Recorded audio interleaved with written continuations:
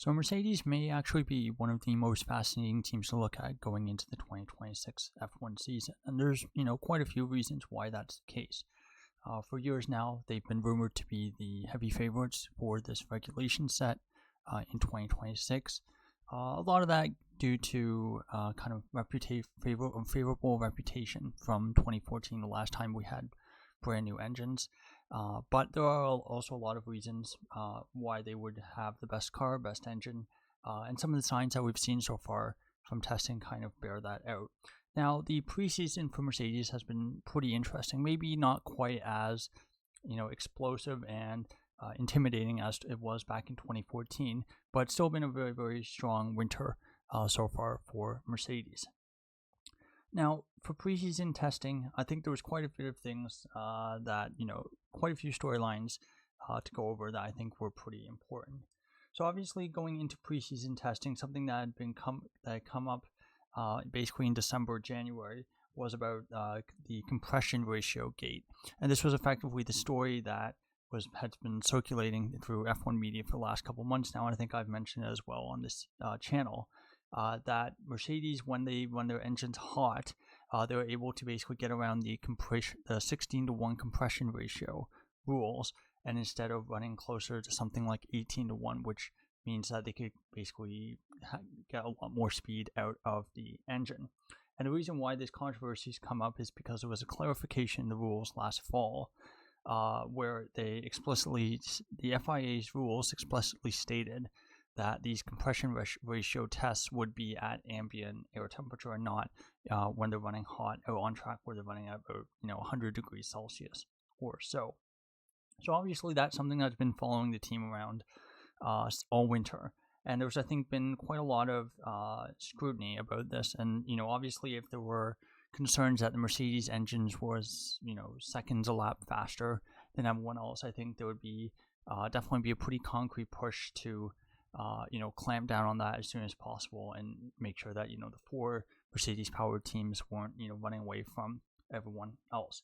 We haven't really seen a whole lot of that in testing, but it's possible that, the Mercedes have been sandbagging quite heavily, something that they were quite famous for doing during the previous turbo hybrid era.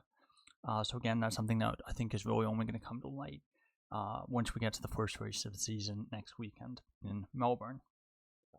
Going from that, I think other things from testing are that the car looks very, very good in terms of absolute speed.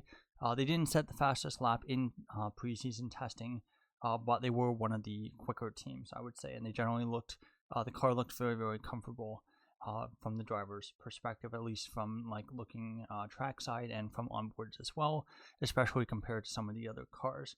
They did get the most laps in preseason testing, combined I think with all three tests that we had, the shakedown in Barcelona and then the two tests in Bahrain. The Mercedes team did get the most kilometers in, just over 6,000 kilometers, which was for the record triple what Aston Martin managed. So they did put in the most laps, which is generally a really good sign for testing. There were some reliability issues with the engine. I think they had to replace the engine twice over the course of the Bahrain test, which is not a great sign, but hopefully that's something that if you're a Mercedes or driving a Mercedes powered car, gets sorted before the homologation rules kick in right before the season starts. So again, it has been a pretty interesting winter for Mercedes, and I think there's going to be a lot of eyeballs on them come Melbourne, as they are generally seen as the pretty heavy favorites for this season. Again, makes sense when you look at some of the other engines manufacturers in F1 right now. Red Bull, Audi coming in from scratch, Honda, effectively same thing, even though they've basically been a supplier for quite a few years now at this point. Unfortunately, some of the corporate decision making meant that they basically came in from with a brand new team building those engines, and then of course that basically leaves Mercedes and Ferrari. And on the balance of the last decade to decade and a half, I think generally Mercedes are seen as a better choice of the two. But that being said, Ferrari did have a pretty good preseason testing themselves. So looking at this team's record in the first year of new regulations, this is obviously part of the reason why there's been so much talk about favorite status with Mercedes. Now, of course, when you go back to 2005 and stuff, this is less relevant because, again, long time and again, wasn't even the same team. But 2005 as BAR British American Racing, BAR British American Racing, this was a team that finished 6th in the Constructors, 38 points. It was a pretty abysmal season. First half of the season, especially, they were basically banned for 2 or 3 races because of cheating. So again, not great there. Even though they had a pretty decent driver in Jenson Button, it was a car that was not very good and definitely a big step back from the year before, where Button had finished 2nd in the Drivers' Championship. 2009, of course, very famous for this factory, and that was, of course, the one season of Brawn GP's existence. They won the Constructors that year, 172 points, won the Drivers as well, thanks to the double diffuser, helped as well by the fact that they did have a Mercedes engine in that car.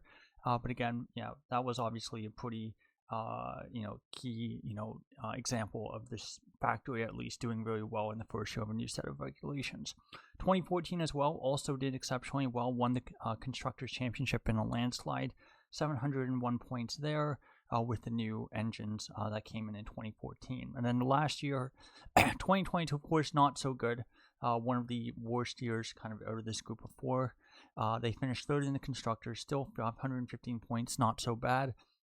But I think the 2 key issues with Mercedes that year were, one was that the 2022 regulations were really about the new chassis. Engines were basically frozen at this point. And some of the tricks that Mercedes had developed in the previous era, such as their suspension, they were basically drastically changed with the new regulations. So that was a big change. Then also, the Mercedes had a really hard time getting to grips with the ground effect and also properly correlating between what was going on in their simulator in the factory and what was going on in track, and that kind of left them quite lost for most of that regulation period. So it'll be really interesting to see how Mercedes does this year. They've looked very good in winter testing, and the expectation is that they will have a very strong car. Now, finishing up this video, taking a look at their drivers. But before we get to the drivers, I want to just take a look at last year, specifically 2025. A bit of an unusual season, of course, in the fact that a lot of these numbers don't line up.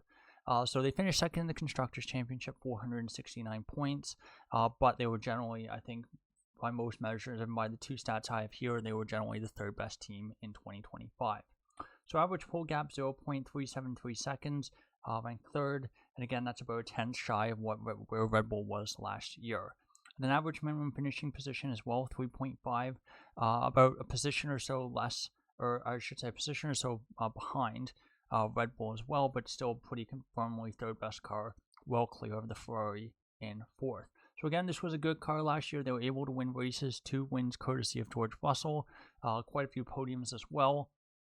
Definitely not a championship challenging car. So the big test will be, can they get a championship challenging car for 2026 and kind of give George Russell that first crack at a driver's championship in his career, something he's been waiting for quite a few years at this point. Now, drivers for this year, of course, George Russell, Kimi Antonelli, 2 drivers at pretty different spots in their F1 careers. Russell, of course, from the UK, 28 years of age. This is his 8th year in Formula 1, 152 starts, and 1,033 points in his career. Career best in the Drivers' Championship of 4th, which he achieved twice, once in 2022 and once in 2025. And again, I think pretty good chance he bests that this year. Pretty good chance he finishes top 3. Not sure where in the top 3, but we'll definitely have to wait and see how the season starts to kind of make any predictions about that. Now, for Antonelli, coming into his 2nd season in F1, he's from Italy, 18 years of age still. Or actually, 18 years of age still. Turns 19 in the summer. And this is, let's see, we're going to have to fix this. 1 second. Okay, yeah, so bad Sebastian there for getting the data wrong. But yes, Antonelli, 19 years of age currently, turns 20 in the summer. Must have forgotten to edit those two data points from last year. But yes, Antonelli, 19, 2nd year in Formula 1, 24 starts to his name, of course, all of those last year, and 150 points in his career, which is, 1 season so far. Finished 7th in the Drivers' Championship last year. A little bit disappointing, but I think the expectations were going in 2025 that he would be towards the bottom of that group, and it was going to be very, very close. So again, 7th, maybe not a massive disappointment, and he's definitely going to be wanting to improve on that 7th place in 2026. Now, when you look at career stats for both drivers, again, quite a few differences here. For Russell, 5 wins in his career, 7 poles, 24 podiums. Antonelli, just the 3 podiums. But if Mercedes are as good as everyone thinks they should be this year, very good chance that Antonelli gets his first win, first pole position in 2026. Now, looking at more advanced stats, for points above career points above expected for Russell, very, very good, 105%. One of the better numbers in that category. Antonelli, 83%, so not amazing. Generally, you want to be above 100%, but only 1 year. It's his first year in F1, which should be his worst year in F1. So for being in a front-running team for the whole year, 83% is not terrible, and I expect that to improve this year. I don't know if he'll get above 100%, but I would definitely expect somewhere in the 90s for Antonelli this year. Now, for age and experience corrected quality and race rating, results are quite interesting here.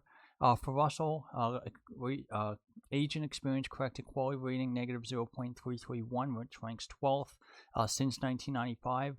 For Antonelli, very, very good number here, boosted by the fact that he's only had 1 season F1 and he was very, very young last year. Negative 0.497, which ranks 5th. And ranks ahead of Russell. So that would basically suggest that long-term Antonelli should actually be the better qualifier, and that's something that we're just going to have to wait and see if that actually comes to fruition. When you look at race rating, though, it's quite different. Russell is pretty consistent here. He ranks 13th, a positive 0.544. So again, very, very similar stats between quality and race rating. But for Antonelli, definitely not the case. Negative 0.034, which ranks 58, so actually a little bit below average. I think for Antonelli, that number is definitely quite too low, and I think it's hurt by the fact that last year the grid was so compressed. Overtaking was very difficult, and poor qualifying sessions in front-running machinery meant that you had a much harder time moving your way through the field than you would have, 2 to 3 years ago. And so with a more normal, I think, field spread this year, I think that likely for drivers like Antonelli, his race rating should improve quite a lot from where it currently is, even with that age and experience correction there. Now, finishing up this video with some predictions for Russell and Antonelli. Of course, if Mercedes are the, front runner by an absolute mile, it's basically just the 2 of them for race wins, just the 2 of them for the Drivers' Championship. There'll obviously be a lot of attention on the driver head-to-head between Russell and Antonelli. That being said, based on what we saw last year, even though we should expect a pretty big improvement from Antonelli, I think the gap from what we saw last year, I think it's just a little bit of a bridge too far, and the numbers kind of bear that out too. So the numbers, based on my quality race model, the median qualifying gap between the 2 of them is expected to be about 0.07 of a second. So again, actually very, very similar to what we saw from Norris and Piastri last year, where Norris had the edge in that category. So again, that would be a massive step up from the about 3.5 advantage that Russell had last year. But it would still be a fair ways off of Russell. Again, 700th is generally not a small amount. Now, assuming this team gets 500 points, which I think is likely that they actually get more than that, the model expects that Russell would end up with 57.7% of those points, and Antonelli would end up with 42.3%. And that would turn out to be a 77-point difference. So I think actually that's identical to one of the other pairings I just talked about recently. So again, 77 points is definitely a lot smaller than what we saw this year. This past season, I'm trying to remember off the top of my head, I think it was about 150 points or so, 150, maybe a little bit more than that in terms of the points difference between Antonelli and Russell. Actually, I'm gonna check that right now. So, okay, so I just checked the Wikipedia page, and actually last year was 169 points, the gap between Russell and Antonelli. So, yeah, that would be about a decrease of about 100 points. About 100 points closer, but still a pretty substantial gap between the 2 of them in race performance, which I would not be surprised by. Antonelli's still in his 2nd season, but with the big regulation changes, there's going to be a whole lot of, it's going to be kind of a reset for everyone. So a lot of that, knowledge that Russell has been building up over the years, there's a bit of a soft reset there from his perspective. So again, that should make the playing field a little bit more level. But still, I would expect Russell to be the stronger driver in both qualifying and in the races in 2026. And so if we did have a straight fight between the two Mercedes drivers for the championship, I think likely it would be closer, at least for 2026, I think it would likely be closer to a Hamilton-Bottas situation 2019-2020 where, you know, Russell's getting 75% of the wins, that kind of thing, and he's able to win the championship with, you know, multiple races to spare. But Antonelli may prove us wrong. He may end up being much, much closer to Russell. Don't know if he's going to be faster than Russell. I think that would be a very low probability outcome, but still could be make things very, very interesting.